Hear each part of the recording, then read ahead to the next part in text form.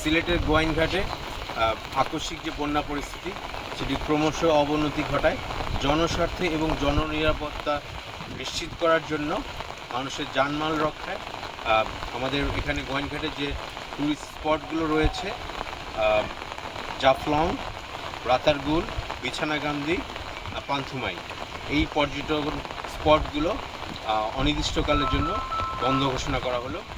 বন্যা পরিস্থিতি যখন স্বাভাবিক হবে এবং মানুষের জানমালের নিরাপত্তার জন্য যখন এটি উপযুক্ত হবে, তখন পরিস্থিতি বিবেচনা সাপেক্ষে পর্যটন স্পটগুলো পুনরায় চালু করা হবে।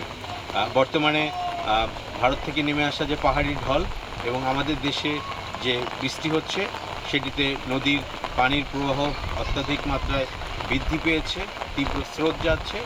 এই বিবেচনায় নৌ ভ্রমণ এবং পর্যটন এলাকায় ভ্রমণ সেটি আপাতত বন্ধ ঘোষণা করা হলো।